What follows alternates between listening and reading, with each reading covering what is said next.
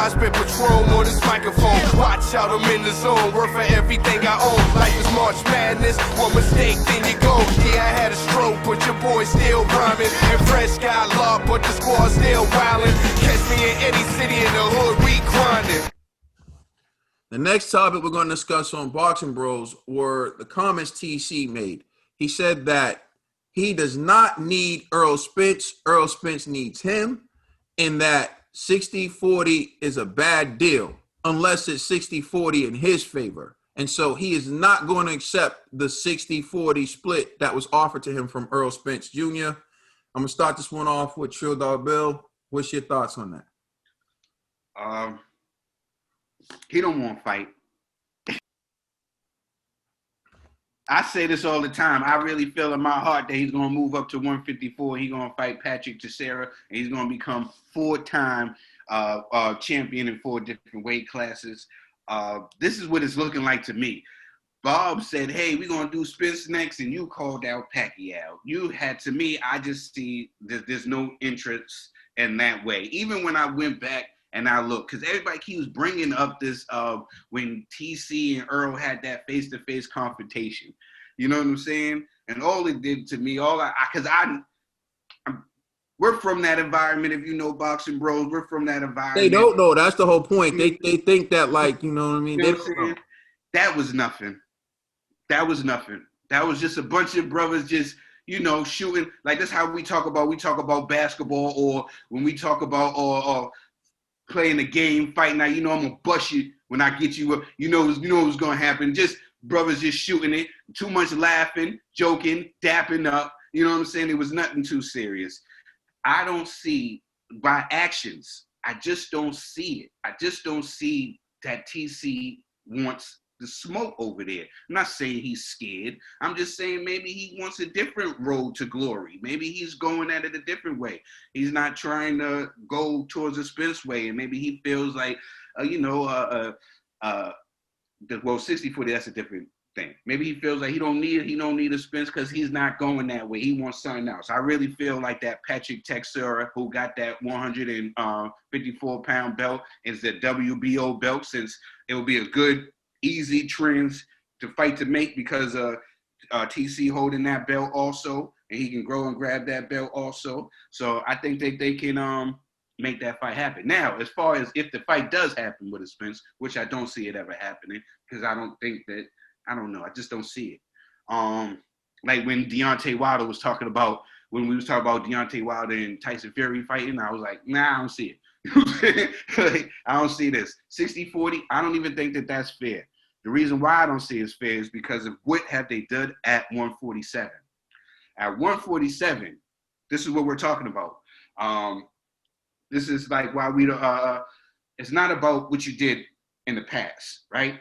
That's what we used to always say to the older guys, when the older guys used to say to us when we was outside hanging. They used to be like, yeah, you got to respect me because back in the days I did that. And we used to be like, yeah, that's cool, but what you do last week? You know what I'm saying? Because it only matters what you did recently and what you did in this division that you're in. So what you have done at 147 is what counts. And Earl is the unified champion at 147. Put some respect on his name. And he has fought, to me, the tougher opposition at 147 than you, my guy. I'm not saying who's better. I'm not saying who's the best. I'm just stating the facts. I believe that Errol Spence has fought the tougher opposition, and he has more credentials at 147 so that he can demand a 60-40 split. That's just how I feel about that. All right, G. Yeah, I agree with Trill, but I'm not mad at TC for demanding more, right? I'm like, hey, man. Yeah, I'm not mad at it either. I'm not mad at it. You know what I mean? Negotiation, like what Kaden always says. Yeah, negotiate. But to me, it wasn't really a negotiation.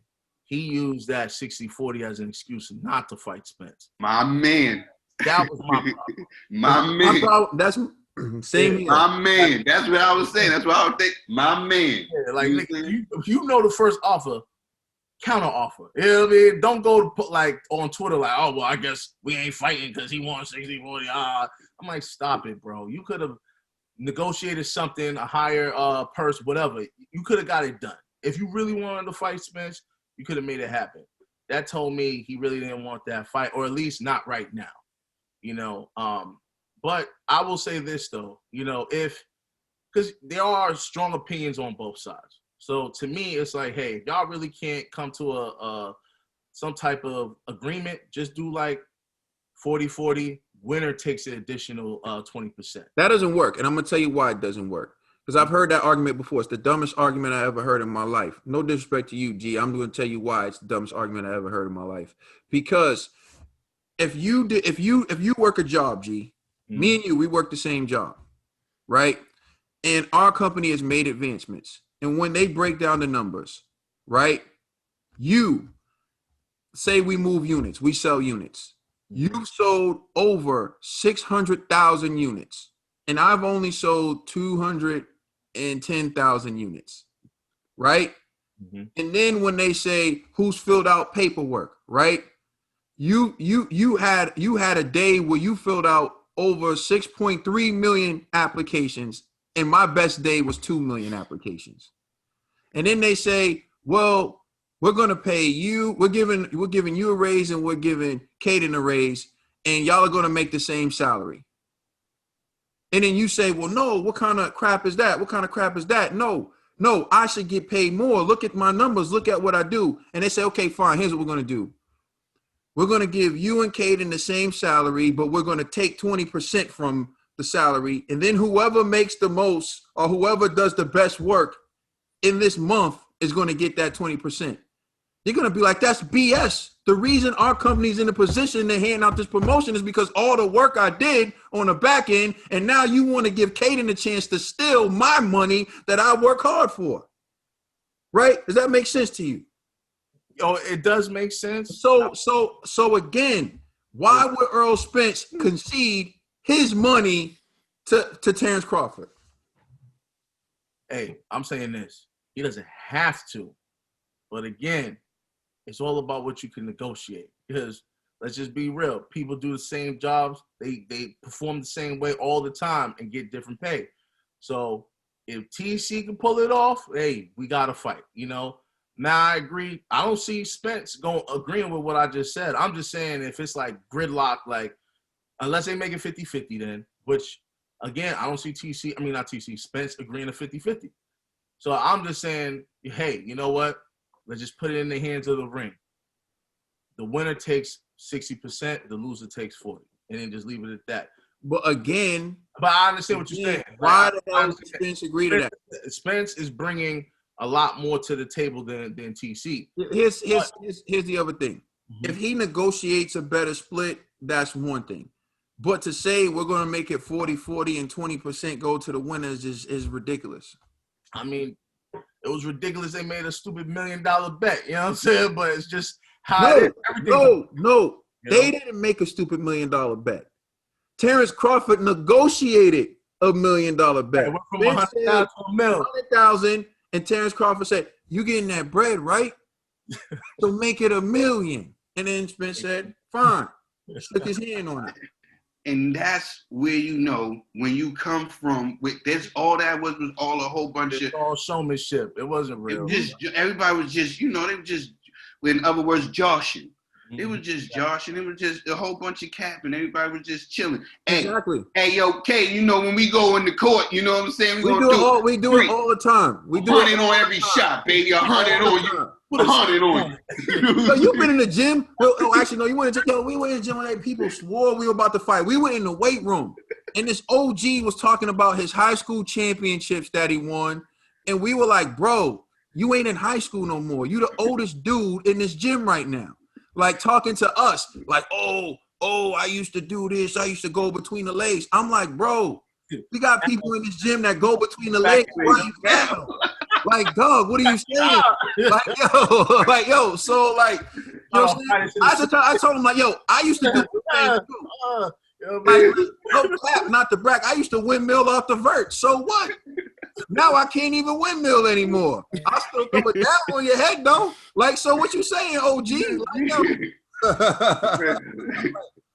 Like, Like, so, yo, we've been in those situations where everyone's capping. What's the first thing someone does when they're capping, but they want to make it seem like they're serious? What OG did? Oh, put 500 on it right now. I'm like, forget 500. We are in the gym. Let's just walk to the gym and go do this. OG didn't want to do it, but he wanted to bet 500 on the game. I said, OG, respectfully, dog, the 500 is nothing. That's easy work for us. Let's just go to the gym and let's see who got the goods. OG didn't want to do that, but he wanted to make a bet. Didn't add up. You know what I'm saying? You know I got 10 racks and I'll see you later, youngin. He was in shape. He was like probably one of the most, like he was ripped. He was in shape, but he was still old.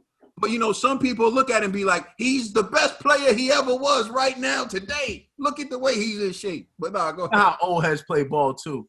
They nice with the three, and that's it. You know what I'm saying? They got I've been working on this all summer. From the same spot, too. The same exact spot. He'll splash it. Anywhere else, bricks, air balls. When there ain't no wind, it's wet. But who's up? So you. It's on me.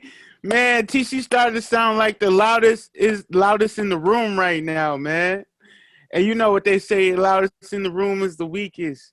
And it's crazy, like everything that goes, like they ask him, he just dismisses it quickly, is like with no taking it in, digest it, and then realize like reflecting on it and things like that, giving it back to the media. But like when it was with the Bob Arum and TC, when he was like, oh, we looking at the guys in PBC, we could set up a fight with Spence, blah, blah, blah. He's like, nah, I want Pacquiao.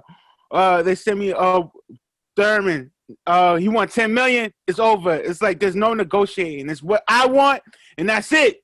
But when it comes to like, yo, like literally, let's sit down and look at the numbers, man. You really ain't bringing nothing to the table, but the belts that we need to like really like boost up our profile, you know. And it's kind of like status. He does. You know what I mean? The pound for pound status. People. Yo. Once he leaves Arum, that's gone, bro. It's off the table. Hold on. Let me go back to G. You said people can use the pound for pound status is what? Leverage. How? Pound for pound is subjective. Of course. So according to you, then G, again, the only pound for pound list that would matter is ESPN's. Because he's only ranked number 1 on ESPN's pound for pound list. So he comes to negotiations and he says, I'm the number 1 pound for pound. Look at ESPN's list. And Errol Spence goes, here's BoxRec, here's Ring Magazine, here's The Athletic, here's all these other sources where you're not ranked number 1, but we're just going to place value on this list. I hear what you're saying. But then I would ask, was he ranked on the other list? Like, is he in the top 3? Errol Spence ranked over him on a lot of those lists. Oh, all right. Exactly. So that's what I'm telling people. That leverage that they think doesn't really work because they're only basing their information off of one pound for pound list, which is biased because TC fights for top rank and ESPN only puts on top rank fights. So, boom, blown out of the water. All right, go ahead, Nate. So, once he leaves Bob Arum, that's over. That pound for pound, number 1 pound for pound spot is gone. Finito. It's done. And second, if TC keeps thinking he's hot-ish, like let him go test his value out there. If you want to self-promote, go with the zone, fight nobody. Go stay with top rank, fight nobody.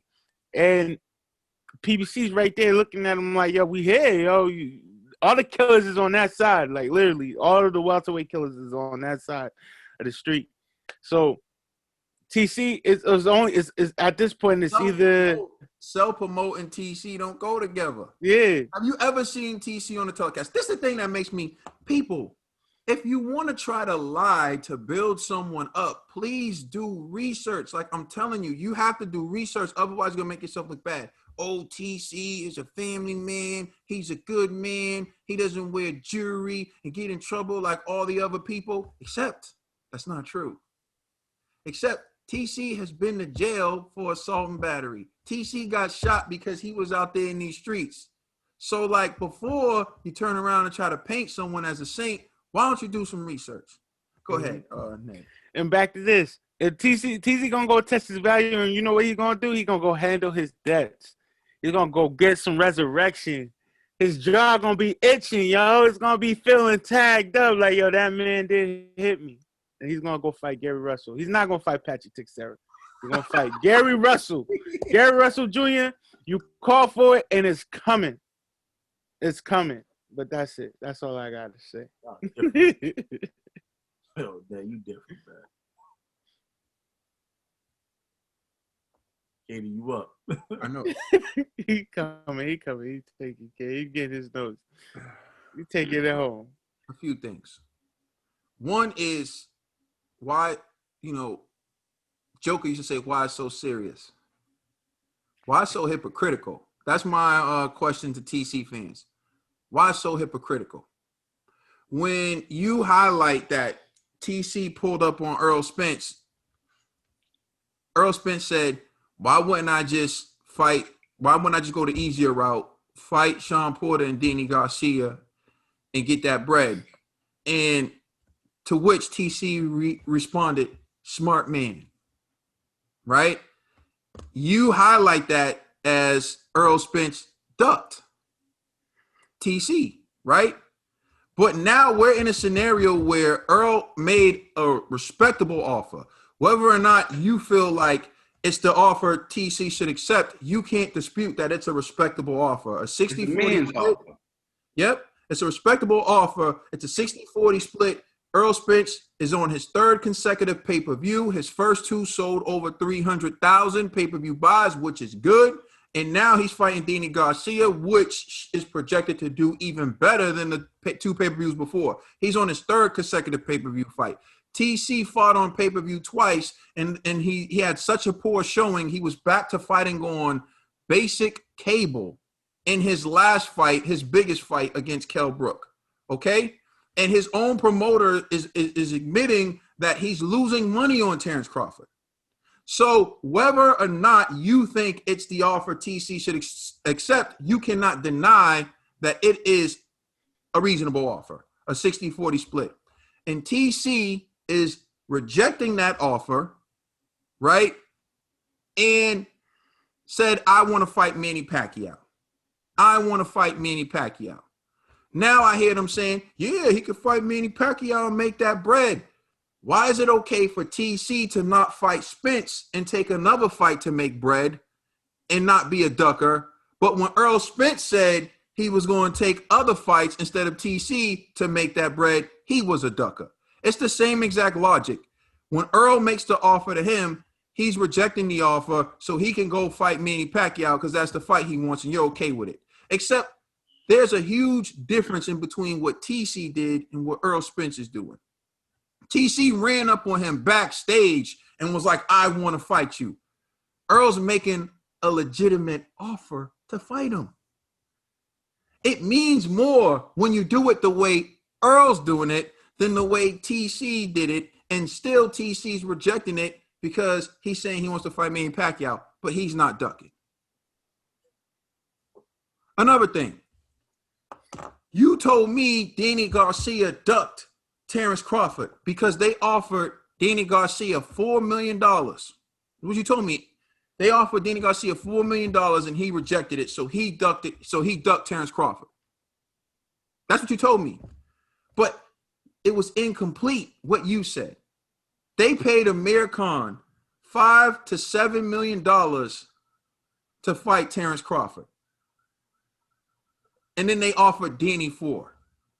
How do you pay Amir Khan more than you pay Danny Garcia? When Danny Garcia knocked him out and has a better resume and has better viewership numbers. How do you do that? How? How do you offer Danny Garcia $4? So he rejected the $4 because he felt like he was worth more than $4. And you called him a ducker. Now TC's rejecting 60-40 because he believes that he's worth more. Keep that same energy and call him a ducker. Why is it TC gets every benefit of the doubt, but other people don't? That's what I want to know. Why do you give TC the benefit of the doubt on everything, but you don't give that to other people? See, when Earl did what TC's doing now, you called him a ducker. When Danny rejected a fight because he felt like he was worth more money, you called him a ducker. Now TC's doing all those things and you're justifying it. And your justification is he ran up on Errol Spence like 2 years ago. Is your justification. How about Earl made him an offer now? And everyone goes, oh, we're letting Earl off the hook. You're not talking about the fact that Earl ran away for 2 years. Okay, so what am I supposed to do? Earl ran away from him for 2 years, according to you. Fine, let's say I give you that. I concede. Let's talk about now. Earl made him an offer, and he's not taking it. That's the most recent thing. That's the thing that matters. I'm going to go to Errol Spence and say, Earl, you ran from TC for 2 years. He's like, I made him an offer yesterday. But you ran from him for 2 years, so now that offer's no good. Would I look like a fool to you? I can see if TC has some better options. What better options do we got? That's the best offer. That's the first offer that's going to make his promoter some money. How do I know this? Caden, how do you know this, Caden? You're stating your opinion. Bob Arum said it himself. Bob Arum said, at least if he fights Spence, I know I will make a couple of dollars a break even. His own promoter said it. That's big facts. That's how I know this. This isn't my opinion. Everything y'all spew to me is y'all opinion. That's why I can't respect you. And then when I state facts, I become a hater. Listen, let me tell you something. We didn't make this channel to have fans or to ride someone. We just made it to speak about boxing and tell the truth.